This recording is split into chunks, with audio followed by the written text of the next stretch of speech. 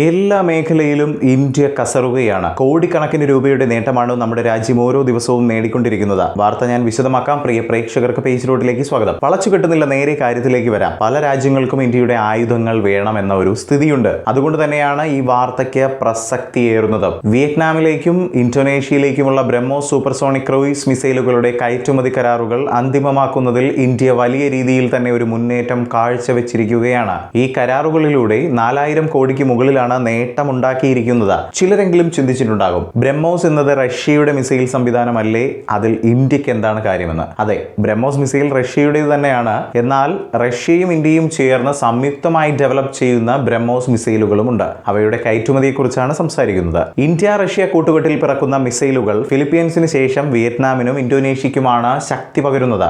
വളരെ സിമ്പിളായി പറയുകയാണെങ്കിൽ, ഫിലിപ്പീൻസിന് ശേഷം നമ്മുടെ ബ്രഹ്മോസ് മിസൈൽ ഏറ്റെടുക്കുന്ന രാജ്യങ്ങളാണ് വിയറ്റ്നാമും ഇന്തോനേഷ്യയും.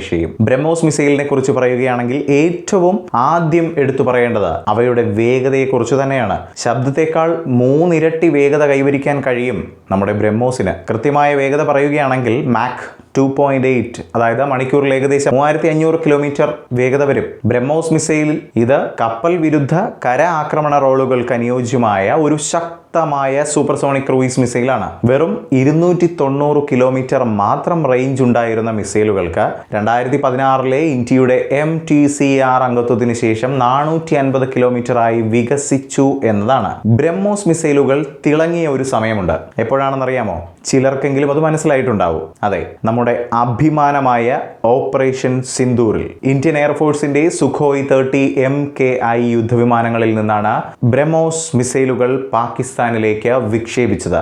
ഇന്ത്യൻ വ്യോമസേന, നാവികസേന, സൈന്യം എന്നിവയ്ക്കുള്ള ഒരു പ്രധാന പരമ്പരാഗത ആയുധമെന്ന നിലയിൽ ബ്രഹ്മോസിന്റെ പങ്ക് എടുത്തു തന്നെ കാണിക്കുന്നതാണ്. പുതുതായി മിസൈലുകൾ വാങ്ങുന്ന 2 രാജ്യങ്ങൾ ഫോളോ ഓൺ ഓർഡറുകൾ പിന്തുടരുമെന്നാണ് സൂചന ലഭിക്കുന്നത്. ഈ മിസൈലുകളിൽ ഗവേഷണങ്ങൾ പുരോഗമിക്കുകയാണ്. 800 കിലോമീറ്റർ ദൂര പരിധിയുള്ള ഒരു വേരിയന്റിനെ ഉൾപ്പെടുത്താൻ പദ്ധതി അണിയറയിൽ നടക്കുകയാണ്. 2028 ആകുമ്പോഴേക്കും നടപ്പിലാക്കാൻ പദ്ധതിയിട്ടിരിക്കുന്ന ഈ ഒരു നീക്കത്തിൽ മിസൈലിന് നവീകരിച്ച റാംജെറ്റ് എഞ്ചിനുകൾ, അതുപോലെ തന്നെ വലിയ ഇന്ധന ടാങ്കുകൾ, മെച്ചപ്പെടുത്തിയ നാവിഗേഷൻ സംവിധാനങ്ങൾ എന്നിവ കോർത്തിണക്കിക്കൊണ്ട് പ്രവർത്തനശേഷി വർദ്ധിപ്പിക്കാനാണ് ലക്ഷ്യമിടുന്നത്. 2025 തുടക്കത്തിൽ വിജയകരമായി പരീക്ഷിച്ച ബ്രഹ്മോസ് LR ഉൾപ്പെടെയുള്ള പുതിയ മോഡലുകൾ എത്തുമ്പോൾ ലോകരാജ്യങ്ങൾ അവയൊക്കെ ഏറ്റെടുക്കാൻ മുന്നോട്ട് കടന്നു വരുമെന്ന് തന്നെ പ്രതീക്ഷിക്കണം. അതുപോലെ തന്നെ ബ്രഹ്മോസിന് പുറമെ 25 കിലോമീറ്റർ വരെ അകലെയുള്ള വിമാനങ്ങൾ, ഡ്രോണുകൾ, സബ്സോണിക് ക്രൂയിസ് മിസൈലുകൾ എന്നിവയെ തടസ്സപ്പെടുത്താൻ കഴിവുള്ള തദ്ദേശീയ ആകാശ് വ്യോമ പ്രതിരോധ സംവിധാനങ്ങളും ഇപ്പോൾ രാജ്യങ്ങൾക്കിടയിൽ ശ്രദ്ധ നേടിയിട്ടുണ്ട്.